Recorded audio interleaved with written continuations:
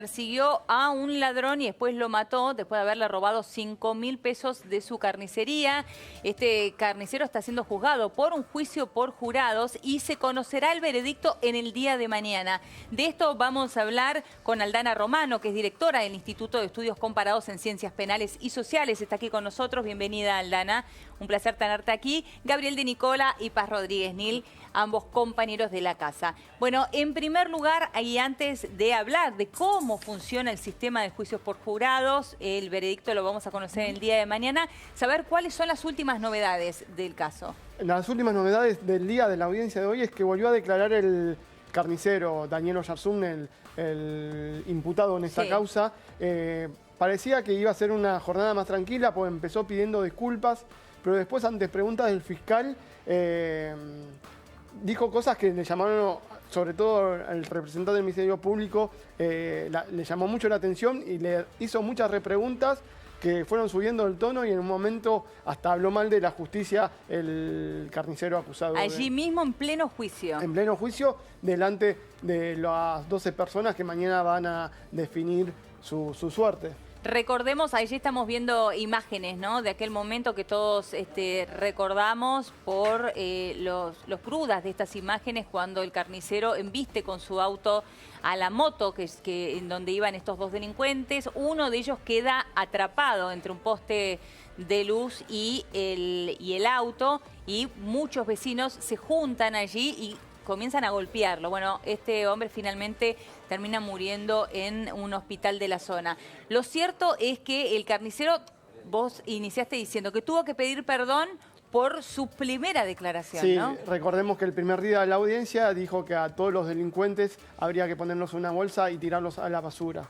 Y hoy pidió perdón, pero después dijo: a nosotros nos dejaron solos, ni la justicia nos ayudó. No sé dónde quedó mi plata. Por los 5.000 pesos de recaudación, que le habían robado, ¿no? Entonces el fiscal José Luis Castaño le preguntó: ¿eso es lo que usted cree de la justicia? Usted no cree en la justicia, por eso hizo justicia por mano propia, ¿no?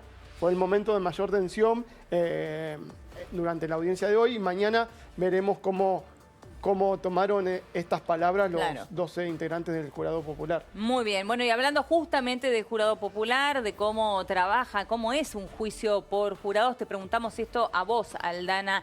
Por la experiencia que sea la trayectoria hasta el momento, ¿cómo fallan los juicios por jurados? Bueno, a ver, nosotros tenemos juicio por jurados en la provincia de Buenos Aires y en la provincia de Neuquén, funcionando con el sistema de jurados clásicos, es decir, compuesto por 12 personas, 6 hombres, 6 mujeres, en las dos provincias.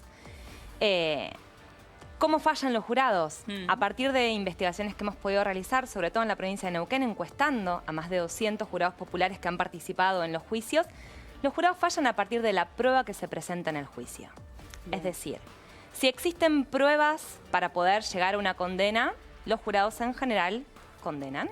Si no hay pruebas para condenar, los jurados absuelven. Y son bastante exigentes en la calidad y la cantidad de prueba que le exigen a las partes. Lo cual es algo muy lógico. Yo siempre, cuando hablamos de estos temas con personas que no tienen mucho vínculo con la justicia penal, les pido que se imaginen ustedes si el día de mañana son convocados para participar como jurados populares. Porque eso puede pasar. Puede pasar perfectamente. Y les toca decidir, les toca, digamos, en sus manos decidir sobre la libertad de una persona. Quizás una de las decisiones más difíciles que pueden llegar a tener en su vida. Totalmente.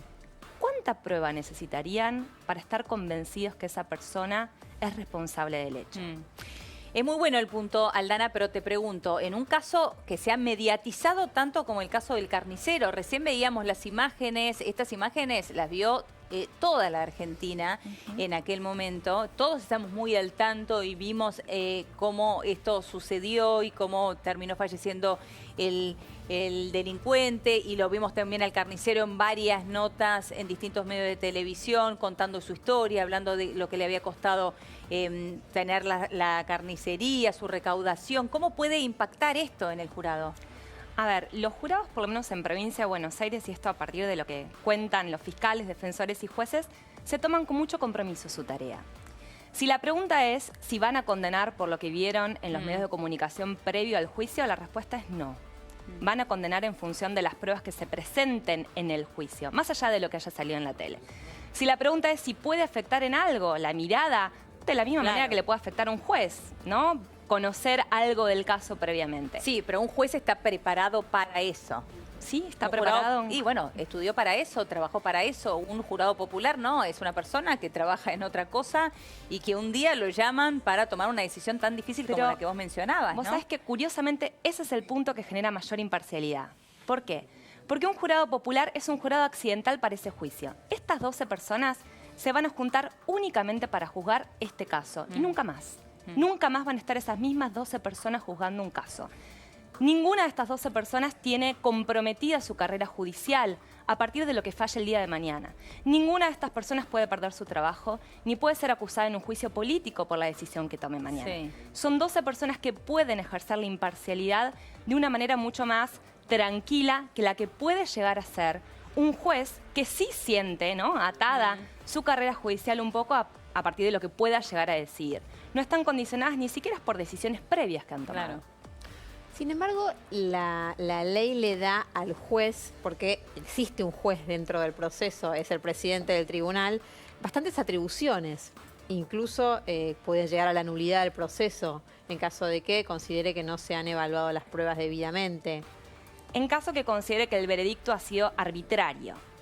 La verdad que no ha habido ningún caso así en los más de 200, casi 50 juicios que tenemos en la provincia de Buenos Aires, ni ninguno tampoco en la provincia de Neuquén. Y en general ese también es un punto muy interesante. ¿Cuál es el nivel de acuerdo entre jueces y jurados? Es decir, las decisiones que tomaron los jurados, ¿cuál hubiera sido en ese caso la decisión que hubieran tomado los jueces? Claro. Si les hubiera tocado decidir. En unas encuestas que hicimos nosotros en provincia de Buenos Aires, arriba del 70% coinciden jueces y jurados con las decisiones. Claro, pero llama la atención esto, ¿no? Porque la ley, si decide que sea un jurado popular, le da de algún modo la última palabra al juez en una fórmula tan amplia como la arbitrariedad a la hora de decidir sobre el veredicto final, ¿no? Expliquemos esto, ¿no? Cuando vos decís de la última palabra, el jurado popular lo que dice es culpable o inocente. Sí, sí, eso por un lado. Sí. Pero además, si dice, si falla en alguno de los dos sentidos y el juez que integra ese jurado como presidente del tribunal considera, esto que nos contaba y que nos explicaba bien ella, ¿no?, que se hizo una lectura arbitraria de la prueba, puede anular ese veredicto. Bien, bueno, claro, esa es potestad entonces también del juez. O sea que, más allá de que después es el juez el que fija la pena, Claro, ahí está. porque lo que tiene que decir el jurado, decime vos que sos el especialista, es si se cometió o no el hecho, o sea, la materialidad del hecho, y si la persona que está haciendo o las personas que están siendo juzgadas por ese hecho son culpables o inocentes. Lo demás, que sí tiene que ver con cuestiones más técnicas, de si encuadra en un determinado tipo penal o si existen atenuantes o agravantes para el hecho, todo eso lo decide el juez, que en definitiva es el especialista en la materia, Claro. en lo que es más técnico. Pero además tiene esta otra posibilidad. Eso es lo que, bueno, pero vos decís que en la práctica no se aplica. No, pero no se usa. además, digo, ahí hay una cuestión muy específica. Los jurados, antes de llegar a su decisión, reciben instrucciones por parte del juez. ¿Qué instrucciones reciben? A ver. Reciben instrucciones sobre el derecho aplicable, es decir, qué ley aplica en este caso Sí. y qué tipos de veredictos pueden alcanzar. Es decir, los jurados van a elegir algún veredicto que ha sido sugerido por las partes y al mismo tiempo avalado por el juez. En este caso, vamos a poner bien el ejemplo del carnicero. En este caso sería, Chicho, homicidio simple, ¿no? Sí, también tiene la alternativa de condenarlo por homicidio, pero en exceso de la legítima defensa, o considerar que actuó en legítima defensa. Bien. Esas son las tres alternativas que hay. Estas son las tres alternativas. Estas tres alternativas, entonces, el jurado se las explica. El juez les El va a juez se las explicar explica al jurado, exactamente. Perdón, mañana, ¿no? Mañana antes de que Mañana. vayan a deliberar. Mañana, a las 10 de la mañana, son los alegatos de cada una de las partes. Del fiscal, Sí. la defensa del carnicero y del abogado que representa a la familia de la víctima, de Brian González. Y a partir de ahí se van a deliberar previas instrucciones que le va a dar la jueza. Exactamente. A ver, lo que se busca con esa cláusula que vos mencionás de la ley es resguardar posibles situaciones donde algún factor externo pueda haber colaborado para que el jurado se aparte por completo de lo que sucedió en el juicio, inclusive de las instrucciones que le está dando el juez, y decida algo contrario. Claro. Pero vayamos De a los nuevo. casos más usuales. Digo, Eso no pasó nunca, no pasó Por nunca, eso. ni en provincia de Buenos Aires Perdón. ni en Neuquén. Claro. Mañana, antes de comenzar los alegatos, va a haber una marcha importante convocada por la familia del carnicero, se espera mucha gente. ¿Eso puede llegar a presionar a los integrantes del jurado? Cuando fue el caso Farré, Sí. Sí. había como mucha duda, ¿no? Y mucho temor respecto a cuán influenciable podía ser el jurado para arribar a una decisión. Y la verdad es que, digamos, y ha pasado con otros casos Sí. también muy importantes, inclusive en Azul, por ejemplo, con algunos casos muy paradigmáticos, también, digamos, con situaciones de violencia de género. Y la verdad es que el jurado decide realmente en función de lo que pasa en ese juicio.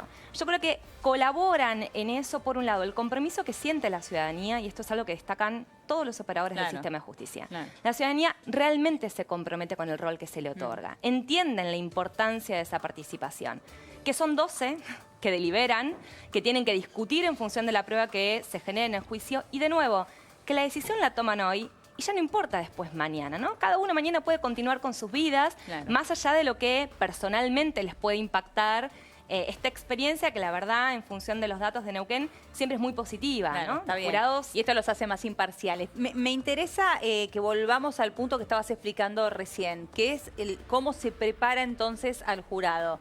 Y puntualmente hablemos del caso del carnicero. Se convocó a 12 personas que trabajan de distintas cosas, diferentes profesiones. La única profesión que no podría entrar es la de abogado, ¿no? Exactamente. Bien, todos de 21 años A 75. hasta 75 años.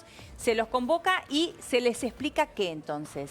Bueno, primero el juez les explica un poco qué es lo que va a pasar en el juicio, hace unas primeras instrucciones iniciales, les cuenta en qué consiste su rol, les cuenta un poco qué es lo que van a presentar las partes. Ustedes imagínense que muchas de estas personas quizás nunca tuvieron contacto Claro. con el sistema de justicia penal. Les explica lo que va a suceder en las audiencias. Los jurados van a escuchar, digamos, van a ver la prueba. ¿Qué es ver la prueba? Van a escuchar testimonios, Sí. básicamente, ¿no? Van a escuchar testigos, van a escuchar peritos expertos. En este caso, perdón, vieron los videos, estos videos que estábamos nosotros- viendo nosotros recién. Lo vieron los jurados y todas las personas que presenciaron el debate. Porque es parte de la prueba que está presentando la fiscalía en este caso. Y después, previo a deliberar, previo a retirarse de deliberar, el juez los va a instruir. Los va a instruir respecto de la ley que aplica en este caso, digamos, qué se necesita para que se configure la legítima defensa, qué se necesita para que se configure un exceso en la legítima defensa, o qué se necesita para que se configure el homicidio, en este caso. Sí. Y les va a explicar además, les va a dar algunas instrucciones respecto de la deliberación en términos, digamos, de cómo tienen que escucharse entre todos, ¿sí? Permitir que cada uno pueda expresar sus puntos de vista, que se respeten todas las opiniones, que se delibere sobre la prueba que se produjo en el juicio y, por supuesto, les va a explicar algún concepto muy clave, como es la duda razonable, ¿no? Sí. ¿Cómo hacemos para condenar? Bueno, condenamos, Claro. ¿no? Siempre que hayamos superado, hayamos logrado superar la duda razonable. Cuando es esta frase que la deben haber escuchado en las Sí. películas, más allá de la duda razonable. O sea, más allá de que tengas algún tipo de duda y no estés del todo convencido, tenés que fallar de una u otra manera. Y ese es un ejercicio muy interesante entre los jurados, sobre todo cuando se da en esta cantidad de las 12 personas, ¿no? Y el juez no está dentro de esa deliberación. No, jamás. El jurado es soberano. Mirá. Digo, este no es el sistema cordobés donde jueces y jurados intervienen. Este es el sistema clásico, el sistema de los Estados Unidos, Claro. el sistema de Inglaterra, el Claro, y sistema es del como en las common law. películas también la parte previa, ¿no? Hay un filtro que es que los acusados y los acusadores tienen derecho a recusar a alguno de los que resultaron sorteados. Ah, Claro, pues llegan si 40. tienen algún tipo de 40, relación, son ¿no? Sí, pero convocadas incluso con- sin causa también pueden. Pueden con causa, que es esto, tenés Sí. que explicar por qué tenés algún fundamento sólido para sostener Claro. que puede no ser imparcial. Porque, por ejemplo, en este caso sería tal persona es carnicero, entonces va a sentir una empatía por el carnicero y por eso quiero recusarlo, por ejemplo. Sí, ¿no? Esa sería sin causa, ¿no? Decime, Lana, sí, me parece que Sí, con causa ¿sí? sería, por ejemplo, tiene una relación de parentesco. Bueno, Una bueno. tontería para que justo Claro, te sí, toque. justo. Pero digo, hay o algún otro motivo Sí. que tenga un fundamento legal, que si fuera Bueno, el juez también lo recusaría, claro, digamos. claro. Pero después, además, por esto que vos decís, este hombre a mí me parece que no es carnicero, pero es, qué sé yo, o sea, algo que yo sospecho que puede tener alguna empatía, entonces prefiero dejarlo Claro. fuera. Entonces, en ese caso también, vos sin causa podés recusar a alguno de los jurados. Bien. 4 personas, ¿no? O sea, Sí. se supone que el sistema está preparado para Sí. que la teoría del caso que sostiene la fiscalía o la teoría del caso que sostiene la defensa Sí. puedan deseleccionar del jurado a aquellas personas que consideren que pueden no ser imparciales o pueden afectar su propia teoría del caso. Bien. En ese juego de contrapesos, ¿no? Claro. Entre fiscalía y defensa es que se va encontrando ese jurado imparcial, porque los dos van a estar intentando, las dos partes intentan que no afecten su propia teoría del caso. Entonces, en ese juego, que en derecho procesal se conoce la igualdad de armas de fiscales y defensores, Bien. se logra un Sí, además es jurado muy de gráfico, ¿no? Porque van sacando uno cada uno. Primero el acusador y después el acusado. Van eligiendo cada uno a quién dejan afuera. Bien. Una pregunta. Mañana, cuando vayan a deliberar, ¿tienen un límite de tiempo para hacerlo o puede durar lo que ellos necesiten? En principio dura lo que se necesita. Se le suele preguntar, estamos hablando de deliberaciones muy extensas, lo que me estás preguntando, ¿no? En caso de que sea algo. Se le suele preguntar si pasan muchas horas y no se está alcanzando un veredicto. Se pregunta al jurado si prefieren o continuar en otro momento o si necesitan alguna instrucción adicional. Sí. En general, las deliberaciones no son tan extensas. Digo, no se estén imaginando, no sé, las jornadas de las películas de días enteros Sí, que deliberando. pasan noches deliberando. ¿Qué No. muestra la experiencia? ¿Cuánto tiempo aproximadamente Entre 2, 4 horas. Bien. Puede ser menos. En realidad, la deliberación tiene mucho que ver con lo que pasó en el juicio. Claro, con las pruebas. Si es un juicio sencillo para la ciudadanía, Sí. digamos, si la prueba no estuvo, los yanquis le llaman a esto la prueba cerrada, ¿vieron? Como el close case, cuando la discusión está como muy empatada entre las dos partes. Si no es un caso así, si es un caso más claro, donde la prueba es como muy contundente, ya sea para absolver a alguien o para condenarlo, el jurado delibera rápido. Sí, No requiere unanimidad en principio, ¿no? Salvo No, los casos para- de reclusión perpetua. para el caso de la provincia de Buenos Aires, no se requiere. ¿Y con cuánto basta entonces para decidir si eso fue homicidio, si fue legítima defensa o fue exceso en la legítima defensa? Para provincia de Buenos Aires, para la condena, Sí. para condenar a alguien, se necesitan 10 de los 12 votos. Es 10 una de mayoría los 12. grabada. Sí. Bien. 10 de los 12, salvo en el caso de Perpetua, como fue el caso Farré, Que porque tenía fue que la pena estar los más alta, que se necesitaba unanimidad. Bien. Para Bueno, absolver pero en 10 realidad... es una mayoría importante. Sí, por supuesto. Para absolver en realidad, con 8 votos que quieran la condena y 4 que quieran absolver, en provincia de Buenos Aires se absuelve. Sí. En el caso en que queden Que en 9 y 3, sí, se estaba pensando eso. Se conoce que el jurado se estanca. ¿Qué significa que el jurado se estanca? Sí. Que el jurado no alcanza un veredicto. Y Son muy entonces, poquitos. Se hace un nuevo juicio. Son Ah. muy poquitos casos en los que eso ha pasado en provincia de Buenos Aires, por lo menos hasta diciembre del año pasado, que teníamos 173 juicios por Sí. jurados realizados. Solo en 3 oportunidades el jurado se estancó. Nada más. bien. ¿Qué pasa? ¿Por qué el jurado se estanca? Y es un porcentaje mínimo inclusive en el mundo. Digo, nunca la tasa de jurado estancado supera el 4%, acá Claro. inclusive es menor. Cuando el jurado se estanca es porque es la válvula de escape que tiene el sistema, ¿no? Es cuando las partes no hicieron bien su trabajo. Bien. Es un mensaje que tiene la ciudadanía para Claro. decirle a fiscales y defensores: no nos han presentado las pruebas necesarias para tomar una decisión. Con esta prueba no se puede ni condenar ni absolver. Vuelvan a hacer su trabajo y preséntenlo ante un nuevo jurado. Bien. O sea, lo que tenemos que esperar en el día de mañana entonces para que realmente exista un veredicto son 10 del total. Para condenarlo. Ah, eso es para condenarlo. Y para absolverlo, 8. Sí, puede ser que estén los 12 de acuerdo con que hay que absolver. Y Digo, ya está, dependerá con eso un es poco, suficiente. dependerá un poco de la prueba producida durante el juicio y centralmente la prueba producida. Ahí hay como mucho mito, ¿no? Hay mucho temor que el jurado se deje guiar por cuán histriónicos sean los abogados. Claro. Es como mucha cuestión de si van a sobreactuar. No es lo que pasa. De hecho, a los jurados les molesta mucho cuando los quieren convencer con mirá. la sobreactuación.